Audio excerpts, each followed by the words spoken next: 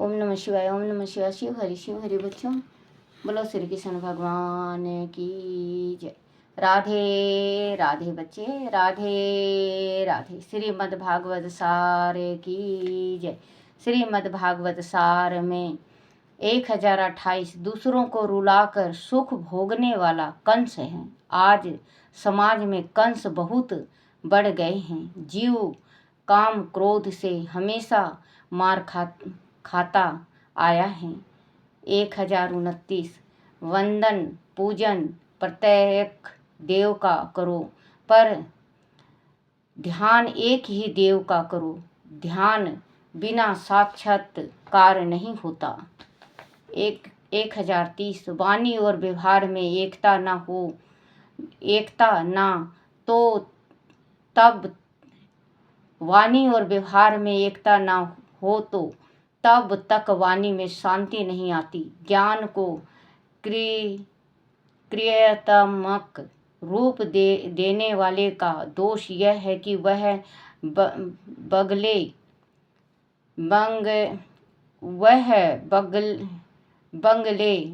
लिखा है बच्चों, ये बंगले होगा। बंगले में रहकर विलासी जीव बिताते हुए वेदांत की चर्चा करता है, वह ठीक नहीं है। अधिक पढ़ने की उपेक्षा पढ़े हुए को जीवन में उतारने की, जो पढ़ता है उसको उतारने की जरूरत है। भगवान ने जो उपदेश किया है उसे प्रभु ने अपने जीवन में उतारा है। बच्चों, अगर जैसे कहते हैं ज़्यादा पढ़ाई से जो पढ़ता है, थोड़ा पढ़ता है, उसको अपने जीवन में उतारना चाहिए। या कोई पढ़ता है या किसी को पढ़ाता है या भक्ति करता है तो उसको अपने जीवन में अगर उतार ले तो बहुत अच्छा है। 1031 मनुष्य के लिए आवश्यक है कि वह किसी तपस्वी साधु की सेवा करे। सेवा से विद्या सफल होती है। केवल प्रयत्न से मिली हुई विद्या अभिमान को साथ लाती है। सत्य सेवा से मिलने वाली विद्या के साथ विवेक और विनय आते हैं। 1032 आजकल के पढ़ने वाले शिक्षक प्रिय विलासी होते हैं, इसीलिए पढ़ने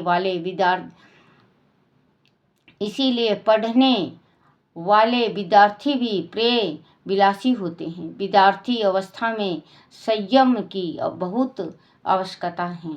1033 परमात्मा के साक्षात्कार के लिए समय की अति आवश्यकता है।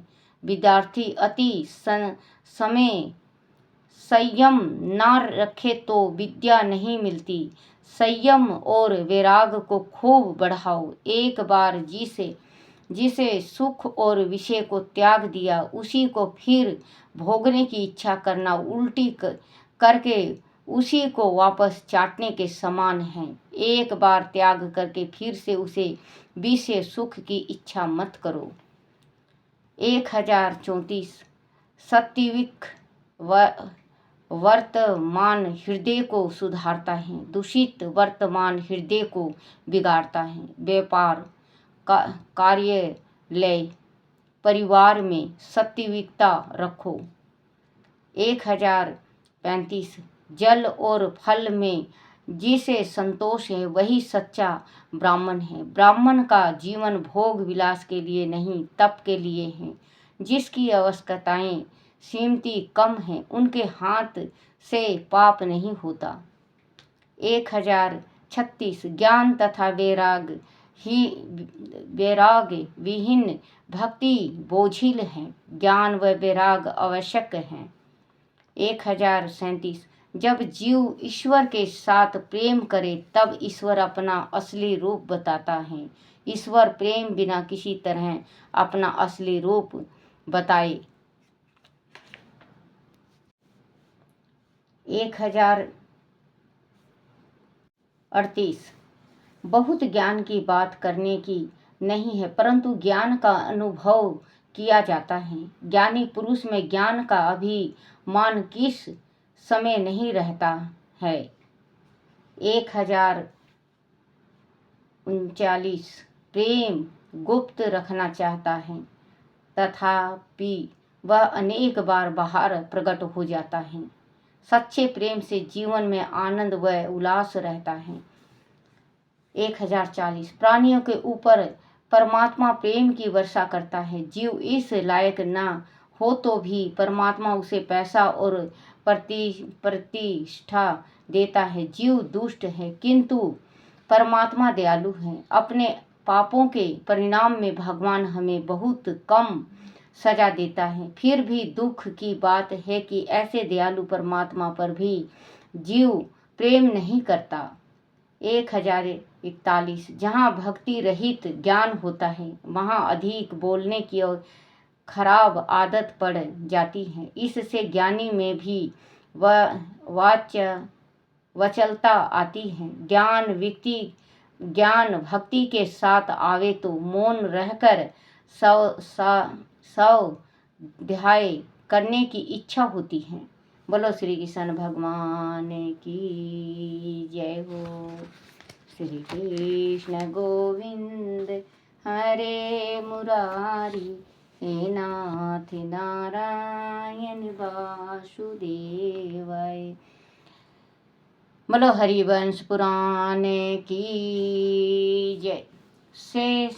शेष अवतार बलराम जी के अन्य चरित्र।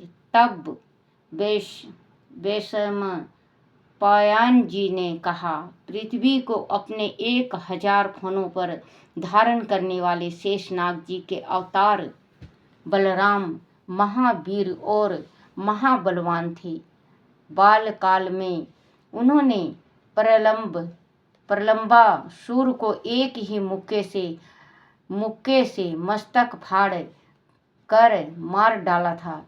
गर्दभासुर को उसके बाधाओं सहित पैर पकड़ घुमाकर तमाल वृक्ष पर दे मारा था। वह सब तुमसे कह ही चुका हूँ। गदा युद्ध में पुराणों तथा इतिहास में 2 ही प्रकांड आचार्य का वर्णन द्वापर युग में मिलता है। उनमें एक महाबली जरासंध था और दूसरा महावीर बलराम। तथापि जरासंध को पराजित कर देने पर आकाशवाणी के आदेश अनुसार उन्होंने जरासंध को छोड़ दिया था, क्योंकि जरासंध की मृत्यु भीम के हाथों लिखी थी। महाबलशाली और शक्तिशाली भीम के अभिमान को परस्पर मल कीड़ा के समय खेल में ही बलराम ने चूर किया था। जरासंध के समस्त अनुयायियों को बलराम ने रण में जीता था। वारुणी, कुंती तथा रेवती आदि सुंदरियां उनको अपने पराक्रम के कारण ही प्राप्त हुई थी। यमुना में स्नान की इच्छा होने पर मदिरा के नशे में होने के कारण उन्होंने हल की नोक द्वारा यमुना को ही वृंदावन में खींच लिया था। मदिरा और घुत का उनको शौक था। घुत कीड़ा में रुक्मी वध का प्रसंग अभी तुमसे कहा ही है। कंस के अत्यंत बलवान मल मुष्टिक को उन्होंने हवा में घुमाकर भूमि पर पटक कर मार डाला था। हस्तिनापुर को हल से उखाड़ना। हे राजन, कृष्ण का पुत्र संभा जो जामवती से उत्पन्न था, दुर्योधन की पुत्री लक्ष्मण को हरण करने अकेला ही हस्तिनापुर चला गया था। बहुत पराक्रम दिखाने के बाद भी वह दुर्योधन, द्रोण, भीष्म, कृपा, कर्ण, अश्वत्थामा, जय दरथ, दुशासन आदि महारथियों के बीच अकेला फंस जाने के कारण पकड़ लिया गया था। तब कृष्ण संभा को छुड़ाने के लिए हस्तिनापुर पर आक्रमण करने को जाने लगे तो बलराम उन्हें रोक कर अकेले ही संभा को छुड़ाने हस्तिनापुर चले गए थे। दुर्योधन उनका प्रिय शिष्य था। अंत वह व्यर्थ का रक्तपात नहीं चाहते थे, किंतु हस्तिनापुर में जब उनको अपमानित किया जाने लगा तो उन्होंने क्रोध होकर अपने हल को ब्रह्म मंत्र से अभिमंत्रित किया और हस्तिनापुर की 4 दीवारी की नींव में हल डालकर उसे उखाड़कर गंगा जी में उलट देने लगे। तब भीष्म, द्रोणा आदि बुजुर्ग के अनुरोध व बीच बचाव करने पर वह शांत हुए। भयभीत होकर दुर्योधन ने उनसे क्षमा मांगी और सहर्ष संभा के साथ अपनी पुत्री लक्ष्मणा को विदा किया। विविध वानर का वध। इस प्रकार पर्वत पर प्रमोद के लिए अपनी स्त्रियों के साथ गए हुए बलराम जब मदिरा पान कर रहे थे तब विद नामक महापराक्रमी और महाशक्तिशाली वानर वहां उत्पात करने लगा था। यह विद बड़ी बड़ी शिलाओं को ग्रामों के ऊपर गिराकर उन्हें नष्ट कर देता था। समुद्र के भीतर घुस कर अपनी उछल कूद द्वारा समुद्र को मिजुत कर देता था। अपने हाथों से समुद्र का जल बाहर उछाल कर निकटवर्ती प्रदेशों में बाढ़ ले आया करता था। उस महाबली दानव कार विविध को इन्हीं बलराम जी ने पेड़ उखाड़ कर युद्ध करने के बाद अपनी प्रबल मुष्टियों के प्रहारों से मार डाला था। मूसल उनका अमोघ अस्त्र था। सोनद नाम का वह मूसल महाविकराल और तेजस्वी था। हल को भी वह आयुध के रूप में प्रयुक्त करते थे। मूसल और हल जैसे अटपटी वस्तुओं को भी हथियार के रूप में प्रयोग करने में समर्थ वह महावीर बलराम जी थे। इससे पूर्व ना तो उसको कोई हथियार के रूप में प्रयुक्त कर सका है, ना ही कर पाएगा। वह तुमसे अद्भुत कर्मा बलराम जी के विशेष चरित्रों को अति संक्षेप में कहा और क्या जानना चाहते हो सो पूछो, मैं योग्यता अनुसार तुमको संतुष्ट करूँगा। नरकासुर वध तथा परिजात की कथा। राजा जन में जय बोले, हे महर्षि, बलवान रुक्मी को मार देने के बाद जब कृष्णादि द्वारका पहुँचे तब जो हुआ सो कहिए। वैश्याम जी ने कहा, नरकासुर नामक दैत्य को प्रग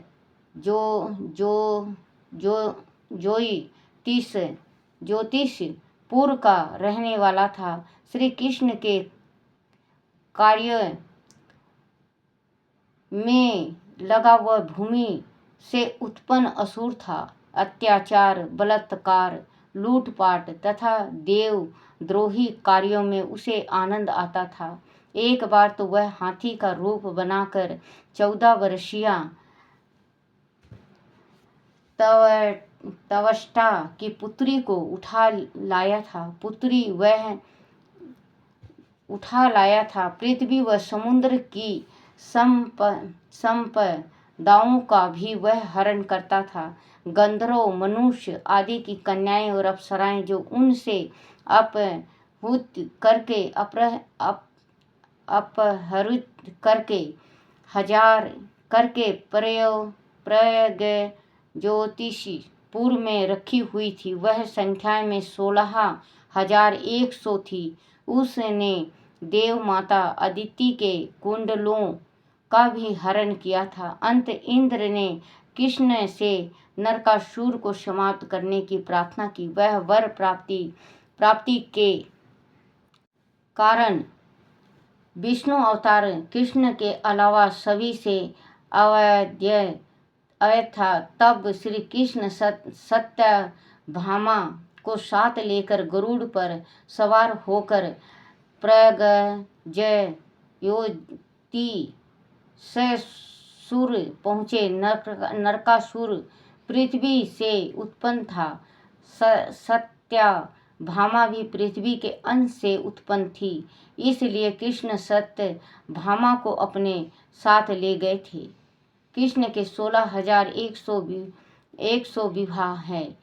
हे राजन, नरकासुर के संयोगी अनुचारों हयग्रीव, निषुद्ध आदि महाबलशाली राक्षसों ने बल के साथ कृष्ण का मार्ग रोकने का प्रयास किया, किंतु कृष्ण ने शंख धनुष के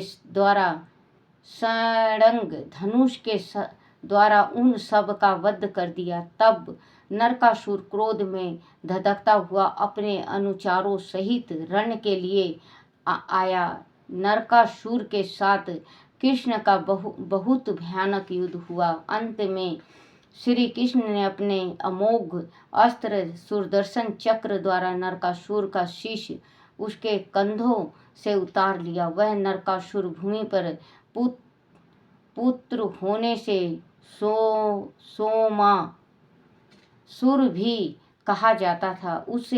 उसे मारकर कृष्ण ने अदिति के कुंडल प्राप्त कर इंद्र को लौटाए और नरकासुर द्वारा अपहरण वह 16,100 कन्याएं श्री कृष्ण की रानियां हुई। इस प्रकार 8 पटरानियों को मिलाकर कृष्ण की कुल 16,108 रानियां हुई।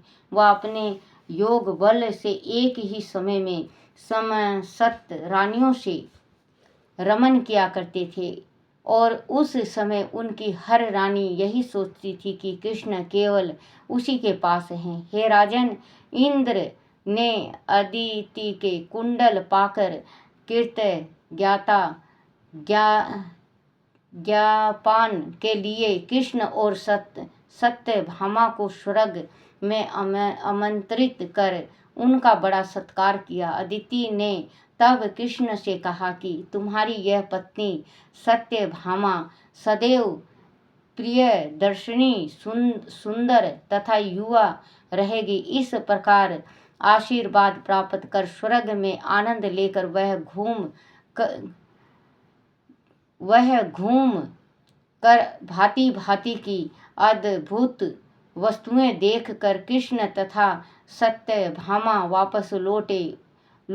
उन अद्भुत वस्तुओं में नित्य पुष्प को धारण करने वाला दीप तथा पुण्य गंध के साथ प्रकाशित होने वाला अति सुंदर परिजात का वृक्ष भी था। इस परिजात वृक्ष की कथा भी अत्यंत रोचक है। मैं इसे तुम्हारे लिए कहूँगा, सुनो। बोलो श्री कृष्ण भगवान की जय। श्री कृष्ण गोविंद हरे मुरारी, हे नाथ नारायण वासुदेवाय, हे नाथ नारायण वासुदेवाय, हे नाथ नारायण वासुदेवाय। श्री कृष्ण गोविंद हरे मुरारी, हे नाथ नारायण वासुदेवाय। बोलो श्री कृष्ण भगवान की जय हो। अपने अपने माता पिता की जय, अपने अपने गुरुदेव महाराज की जय।